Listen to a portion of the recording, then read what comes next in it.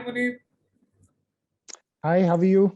I'm fine, and this is an area of interest of me too. So I'll be mostly asking questions. I'm very curious about this. Okay.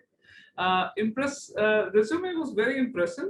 But I'm going to focus on your peace activism and your geopolitics, your opinions on geopolitics. Right now, we've had this war on drugs for a long time, long time. Since the 80s. Every time we research or we try to find out something, any article, any paper, any video, any documentary, it's always about the Colombian drug cartels. The Colombian mafia, Pablo Escobar, right? Netflix has been streaming his documentary. I've seen that series. Yeah, it's quite impressive. After September 11, it became very clear that there was a connection between the terrorist organizations and the drug trade, right? In fact, a researcher, according to my research, his name is Tamara Makarenko, he said that the most criminal activity that terrorist organizations are involved in is the international drug trade. So it's obvious that the drug trade funds the terror, right? Now, I Yes, want you to first of all elaborate on why this interest, particularly in narco-terrorism. We are both Kashmiris. We understand the impact of it. Okay. So I want you to then focus on that also. But how did this happen to Kashmir, which will be your later focus, between the Golden Crescent and the Golden Triangle, right? So first of right. all, what is your interest in this narco-terrorism? Well, my interest in this is particularly from Kashmir, because if you look that Kashmir has been embroiled in the conflict for a very long time, right? And the armed conflict and the terrorism is going on since last 30 years.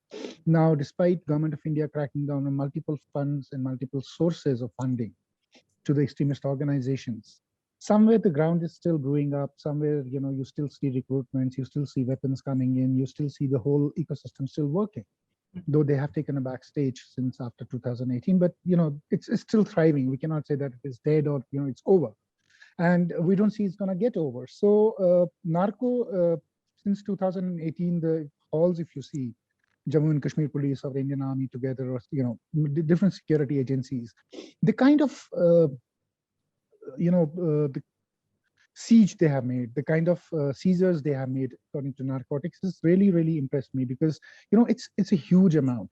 In this year only, I'll talk about data of this year. This year only, heroin worth 250 crores have been seized till now, and we are only in April till now, from January till April. So that's the amount of drug which is passing through Jammu and Kashmir right now. Is it right, just, and somewhere let me interrupt you. Is it just passing through, or it's grown there? We have fields of opium? The majority of the drug, if we talk about cannabis, if we talk about marijuana, we have a huge cultivation. The government always cracks down. We have poppy cultivation to some extent as well. And but largely it is something which is being peddled from across the border. It's coming from Pakistan. It's coming from Afghanistan to Balochistan. They have their processing factories there. From Balochistan, they've further forwarded to Jammu and Kashmir. But the transfer route will be circuitous, right? It won't be a direct route. It is never a direct route. It is never a direct route. But if you look at the proximity of the trade, it's either the Gujarat, Rajasthan bordering areas, Jammu and Kashmir, right? So these are primarily the land routes, which were the land routes and the sea routes where the narco is smuggled in from. The other day, more than 110 crores worth of heroin was seized from Gujarat port as well, right? 115 have been seized from Jammu and Kashmir just a few days back. So the land route, primarily the LOC, is where most of the drug is peddled, whether it's Arnia sector, it's Akhnur sector, it's Rajouri, it's Karna, it's Tangdar, it's Uri, even to some extent Gurez sector as well. So we have had these consignments of drugs coming in, which are passing through India. Now, India has become one of the 20 most, what we can see is transit points for the drugs to go to the rest of the world. If you look at this Golden Crescent and Golden Crescent, especially if I talk about, right, 90% of world's heroin is produced in Afghanistan these days. Yes. It has surpassed Pablo Escobar. It has surpassed Colombia. It has even put them to shame. Iran and Pakistan are highly active in this narco trade, primarily because they need to sustain their terror factories. Iran, Hezbollah is primarily funded by narco. That's the only source of income they have for Hezbollah. And Pakistan, we know, have been, waging its terror activities in Afghanistan, in India as well. And they have a huge terror factory, and they need to sustain that. Now, Pakistani economy is not something. I always believe that Pakistan has two kinds of economy. One is the formal economy, which is very poor, right? They cannot sustain. They're always with a begging ball out there. But the other economy, which we don't talk about, is the narco economy. And that's a huge economy. And nobody talks about it. And that's where most of the money comes from. And that is where the Pakistan establishment, the Pakistan army gets maximum benefited, because that is what their financial backbone is. And that is why when I see it in relation to Kashmir, I see that, it is not going to end, because it's not that we have cut their funding from one source to another source. Till this drug trade is on, Kashmir is going to boil, Kashmir is going to simmer. We are going to see activities happening from across the border. And, they've been smart. They've been using different routes. They use drones for dropping. They use, underground pipes across the LOC to drop them. They dig tunnels. At some places, what has happened is that they would just chuck a consignment from over the fence, and the handler would come and take it away from them. So that is how it has primarily been thriving in this route. Now, and then there are different you're different very dynamics. impressed with the state response. You're very impressed by that. How I so? am, because well, when I compare the data, I feel that now the state is serious in cracking down on narco-terrorism. If we go beyond data of 2017, 2016, 2014, or 2008 or something, we hardly saw any drug busts happening in J&K to this extent. What we are seeing in last 2 years, it's huge. So obviously there is seriousness from the state to crack down on such terror fundings. But at the same time, what we catch is 10 times what passes, right? And if we're catching about 100 crore, 200, 500 crores, imagine the amount which is going up. And that is something which is a bit of a worry. Now, as an educationist, it concerns me that drugs are there. They are there. They're available. What has been the impact of the of drugs on the youth of Kashmir? Of course, they are addicted to a different kind of drug as well. True. I mean, I was going but to. This is real. This is real. They are. My experience of students, smoking drugs or getting drugs. I mean, I was astounded that they were available at all. And I'm talking about a decade ago, right? So I also remember an incident from it. Yeah. So what has been the impact of the drug trade on the youth? It's devastating. It's devastating. It's becoming Punjab. It's very, very near to Punjab. I was going through some open source data the other day, and at one place it was mentioned that about 4.6 lakh addicts are there in the state. Now that's a huge number. And then I was looking at the heroin addiction. And in 2 districts, I found a data of about 14,000 youth between the age of 10 and 30 who are involved in hardcore heroin addiction. Did you find any connection of the same heroin addicts to stone pelters also? Yes, you can, because once you put drugs into a youth, you can turn him to any, you can make him a stone pelter. You can even urge him to pick up a gun. He basically dances to your tunes because he loses his sense of rationality. And that's the problem. So yes, narco does does fuel terrorism and does fuel unrest on the ground as well. No question about it. Right. You said the state response was very good, but has the state also started any programs for the rehabilitation of these addicts? See, not to the extent what is needed on the ground. Not to the extent what is needed on the state still lacks in a comprehensive program against drug fight in Kashmir when it comes to rehabilitation. We are seeing rehabilitation centers, and police is running a drug de-addiction center. There are other couple of de-addiction centers which are working, but the 2 problems are there. One, the drug addicts, they don't openly come out and say that, hey, we need help with this, because there is no counseling happening. There is, there's no follow-up happening. There is nothing is happening. 2, the response is too meager. It's too small to a problem which is much, much bigger. Right? It's an elephant in the room and nobody's trying to address it for now. It's on the back burner. That's how I see it. But drugs devastate families, It I've had does. personal experience, if somebody's addicted to something. So in my case, it was alcohol, my late husband. But anyway, the state response you're saying has been very meager, right? So It has been, yes. shouldn't the state start thinking on the merger of this war on terror, which is on a smaller scale in Kashmir, on a larger scale and the war on drugs? There are many studies which have come about certain models fitting the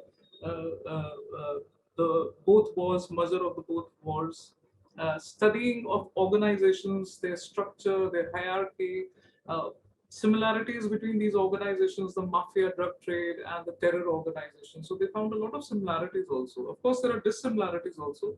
But if a certain system is in place, like cells, and this hiding from the law, if all of it is in place, all the drug mafia needs to do is just fit in the terror parts too, right? It would be Absolutely, something. that's It would what be something like the drug mafia, just giving its infrastructure to somebody like the Lashkar-e-Taiba, right? absolutely right. I totally So agree with you. shouldn't That's the what I'm state saying. start with some? Has the state any kind of plan for it, merging I hope merging they these do. two wars?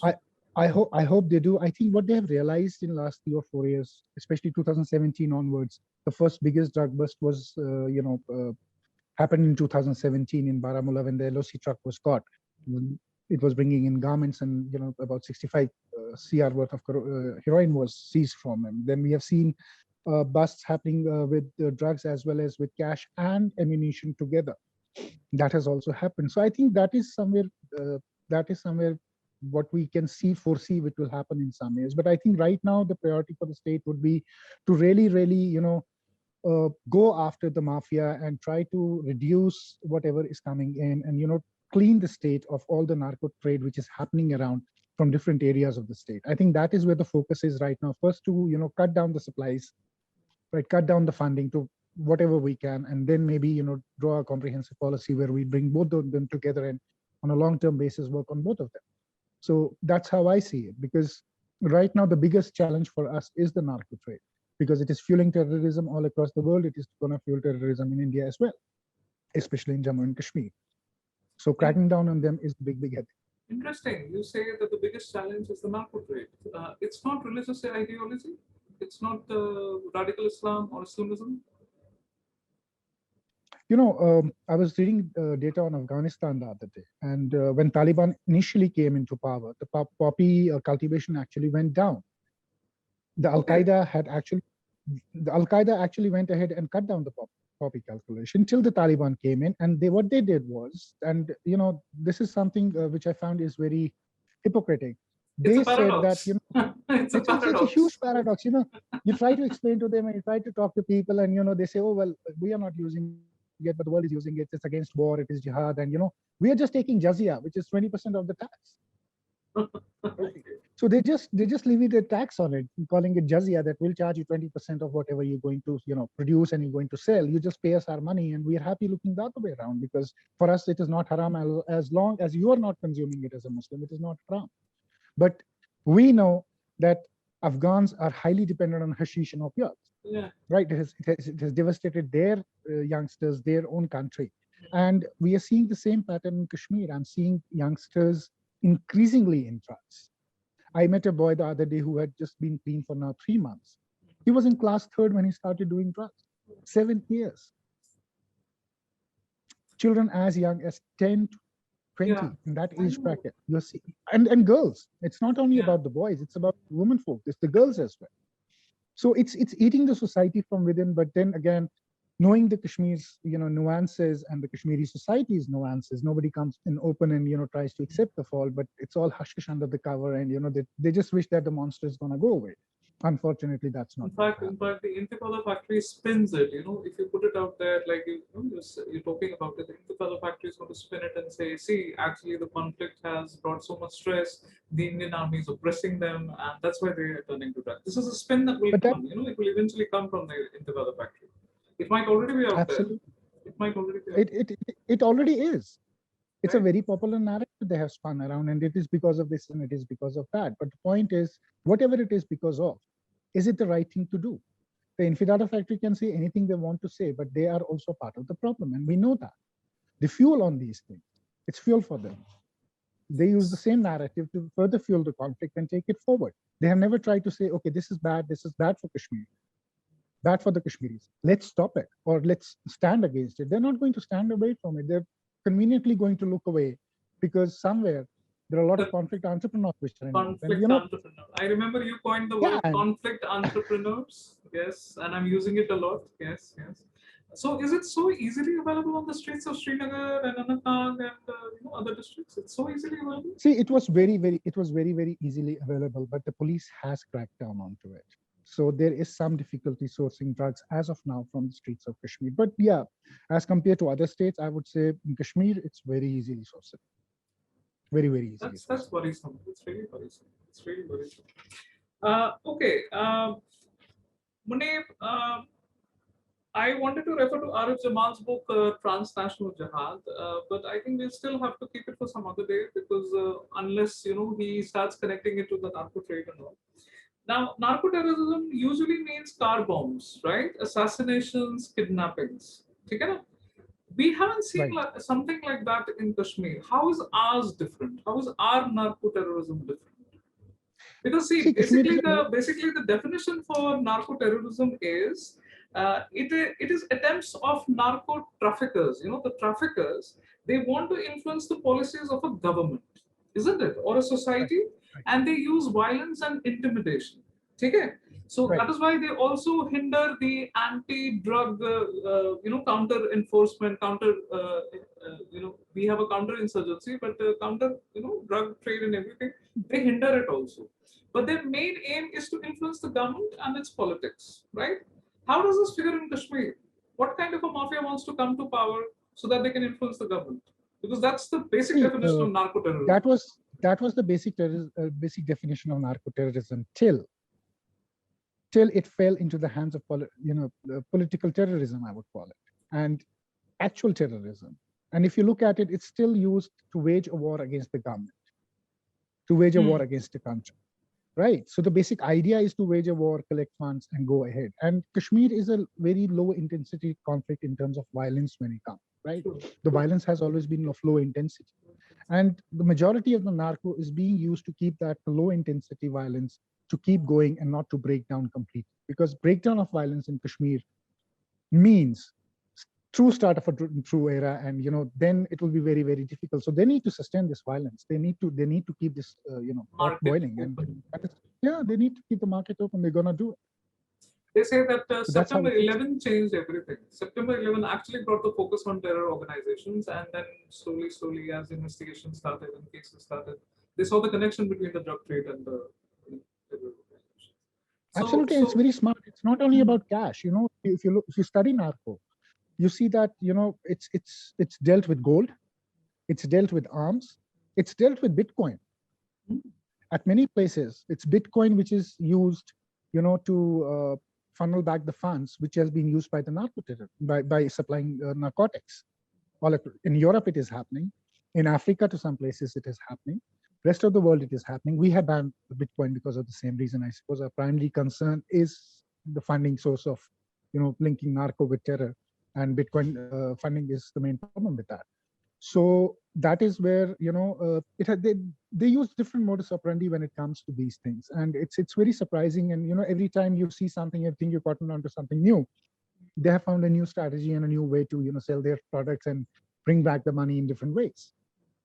So it's cat and mouse game. Interesting you mentioned tactics, because now what the latest is, as soon as the US pulls out of Afghanistan, new strategies and new tactics are going to come over and spill over again. It's going to be a repeat of 1979. It's going to be a repeat of 1990. Do you think that's true? As soon as the US pulls out of Afghanistan, do you think the terror groups in Kashmir will get much more active?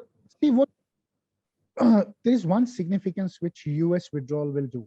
And that is that it is going to give boost to Pakistan that terrorism has a potential to win wars. Repeat the sentence again, because your screen froze. Repeat the last sentence again. Is it better? Sorry. What I'm saying is US withdrawal signifies one thing, and that's a big thing for Pakistan. Pakistan is firmly going to believe that terrorism can win wars for them. That conventional wars don't win, but terrorism can actually deliver them wins. right? And it is going to bolster the whole, this jihadi narrative which we have, which is spun around terrorism, right from Afghanistan till Middle East. We are seeing that a sustained war against the Europe or against the West can be won if we are fighting them the unconventional way. So yes, it's the worry for us as well, because when you come look at 90s at Kashmir, I don't see Afghanistan being completely under Taliban rule and being a peaceful state. You know? I see that there will be civil war in Pakistan, sorry, in Afghanistan, right? The Afghans are going to fight for power, right? Yeah. There will be turmoil in Afghanistan. It is going to happen. So maybe they will have some kind of unstable relative peace for a year or so. But Afghanistan is not going to be stable for next maybe 10 years and coming 10 years more. So, but that definitely helps Pakistan to focus its energies on India and somewhere else, because they have been really hoping. And I remember Hamid Gul said that we defeated the Russians with the help of Americans, and we defeated the Americans with the help of Americans. So that's the kind of policy they have come up with, and it's upbeat mood in Pakistan for them. Yeah, I see it that way. Coming back to the state police, J&K police, right? They have a very hard task. On one hand, I know they've been fighting terror. They've been kind of being demonized also. I remember the lynching of DSP, which was unthinkable. For me, I still can't wrap my head around that our society could be so brutal. They really have a tough task, because on one hand they're fighting terror. On the other hand, they've just started, as you said, you're impressed with the seizures and everything, which is just the tip of the iceberg. And on the other hand, I've seen some motivational videos of certain J&K police officers who are actually motivating the youth to take up the right path, right? But it's a double-edged sword, living in that society, facing all that they are facing, apart from the violence from the terror, apart from all that is happening in the society there, they also have to contend with the bureaucratic politics, which is the deep state of India, right? Never fully trusted, Right. never fully taken into confidence, never fully brought, to in the plans and all that. What do you have to say to that? I'm a layman. I have no idea of the inside of it, what works inside. But from the news, as a citizen, all I can make out, I imagine them to be in their shoes, and it must be really, really tough. It is, I would say it's like, they're treated as the other. When it comes to the community, they're treated as the other, though they live with them, the same community. JK Police as an institution has faced the worst brunt of militancy, of terrorism as well. They have lost so many men of them, right? They have lost officers as well. And it's a truly thankless job for them, honestly, because the acknowledgement is less and the criticism is too more. But that stems from the society, that stems from the conflict narrative. The Infidada factory, which we talk about, are the ones who contributed, because nobody talks about even a small good deed a policeman does, but even a small bad deed happens is magnified 20 times, and is then referred to, oh, this is Hindustan ka zulum, this is this qawm, this is oppressive force and all that. But I think Jammu and Kashmir police as an institution has done a wonderful job when it comes to looking at the way they have they live, their boys live in the villages, they are from the villages, they live in the same community, yet they stand up every day and they do their job and they fight it in and out. So I think yes, they deserve a credit. They really deserve a big pat pat on the back. Would awareness about their tough task make a difference? We need to create awareness, of course, about drugs, because that will be fighting from the inside. Awareness in schools and colleges and universities, the way it happens all around the world. Actually fighting the drugs from the inside. But would it also help if we told about the role of the JK police in stopping the drug trade? Would it help the awareness? Absolutely. And we already see the effect whenever if you go on social media and you see the comments, and every time they have made some seizures, they've seized some narcotics or some marijuana or whatever, people appreciate it. People are happy about it. So it's about reaching out and giving message to more and more people. Hey, look, we are serious about it and we are going to stop it and we are standing with you. And they should actually do some programs in with civilians, with the common people, and say let's fight it together. It's our problem and we need to fight it together. And I think it will have a very good result. As I understand, in Kashmir, every mohalla has a mohalla leader or a mohalla pradhan, and there's a mohalla committee, right? So they could help, they could pitch in, and imams, of course, of the mosques. But in the village, I've heard that pradhans and the community elders are much more active with the police and everything. So I think creating a network of civil society, in a sense, creating a network of community elders, that could help. I'm sure they're doing it already, but on a war footing, on a massive scale. They're already on a war with terror. They're already on a war with drugs, narco-terrorism. But bringing in civilians, bringing in volunteers. I'm sure you're one of them, and I'm sure you're doing a lot of work on the ground. So I think it would help if awareness on a war footing could be started in the valley. True, but at the same time, you have to understand, they have to bring in the elders and the youth together. They have to work with both in tandem, because looking at Kashmiri society right now, the difference of opinion between the elders and the youth, sometimes the connect is not there even within the civil society. The civil society has lost its relevance in Kashmir for some time now. But looking at the efforts they take, they do workshops with youth, or they call them over, or they do meetings with them. They're trying to get there. But I'm hoping that this is what I'm talking about. As a state, we need a policy to fight the drugs comprehensively. We need a state policy for drug fighting and drug rehabilitation, and you need a coherent policy. Once a coherent policy is in place, it becomes much easier for every institution involved, whether it's the doctors, it's the police, it's the lawyers, it's the court, to then get the effect maximum on the ground in a minimum short time. So I think that is what is needed for the state. Well, Puneet, this has been very, very interesting for me, and I'm going to put it out there, of course, and let's see what the feedback is. But doing a wonderful job, Muneeb. I salute you, because you're there on the ground, and privileged to be your friend, honored to be your friend. I'll keep calling you. I hope that you come again. You. Okay. Definitely, I would love.